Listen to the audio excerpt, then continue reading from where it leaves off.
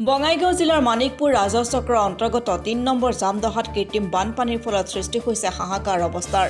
যোৱা কেইবাদিনো ধৰি হোৱা মুষলধাৰ বৰষুণৰ ফলত ৩ নম্বৰ জামদহাত সৃষ্টি হয় বানপানীৰ।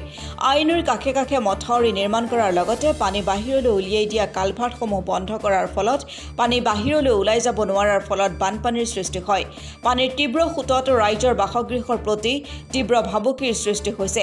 ৩ নম্বৰ জামদহাৰ পঞ্চানন বিশ্বাসৰ ঘৰ খহনীয়াৰ কবলত পৰিছে।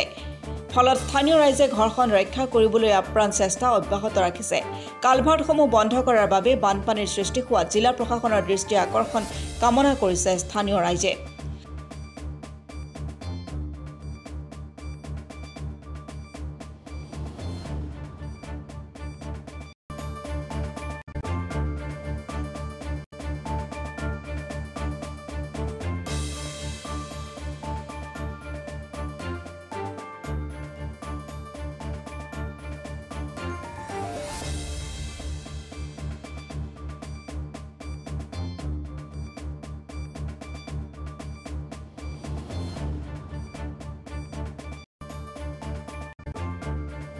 পঞ্চায়তৰ বিষয়ত যিগো কৈছে ইগো হয় আমাৰ ৰাস্তাৰ পশ্চিম ফালে আমাৰ ঘৰ, কিন্তু আমাৰ ঘৰ গ'লে এইগো সুৰক্ষা হ'লে আমি বাচিম। ইয়াৰ কাৰণে মানে আমি অলপ খাটি আছোঁ, ৰাইজৰ মানুহ আমি অলপ কিবা কৰি আছোঁ আৰু আপোনালোকে কিমান হেল্প কৰি আছোঁ আৰু কি এইটাই কথা। কিমান দিনৰ পৰা কাম কৰি আছে আপোনালোকে? মোটামুটি 3-4 দিন হ'ল, আজি 4 দিনলৈকে কাম কৰি আছোঁ।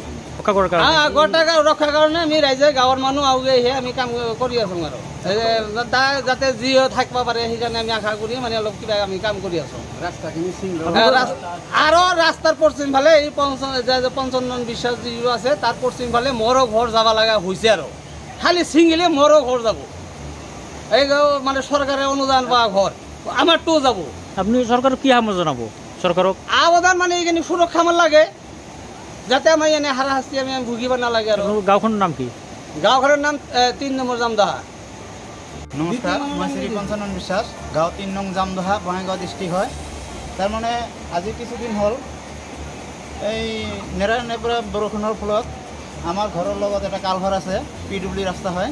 সেই কালভাৰেদি পানী আহি এতিয়া মোৰ ঘৰ মানে গৈ আছে, মানে গৰাখহনি কবলত পৰিছে। গাঁৱৰ ওচৰে চুবুৰীয়া মানুহে মোক বহুত হেল্প কৰি আছে। আজি 3-4 দিন হ'ল মানে মানুহগিলা খাই নাখাই মানে বহুত হেল্প কৰি আছে। মানে এইটো কথা আৰু মই মানে ৰাইজক আৰু কি ধন্যবাদ দিম, মানে এইটো আৰু মানে হেৰি নাই আৰু। গতিকে এখন মই কোনো অহা নাই। যোৱাকালি DC ছাৰে আহিছিলে, আহি চাই গৈছে অলপ চলপ।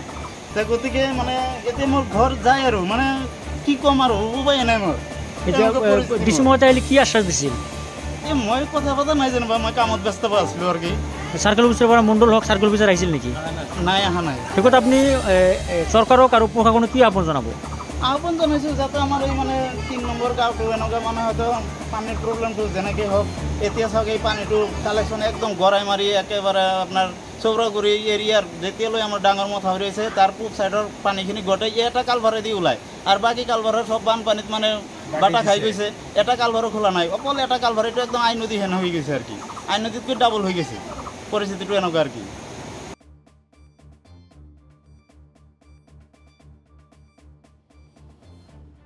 মানিকপুৰৰ পৰা আব্দুল সুবাহান আলীৰ ৰিপৰ্ট, অসম টুডে।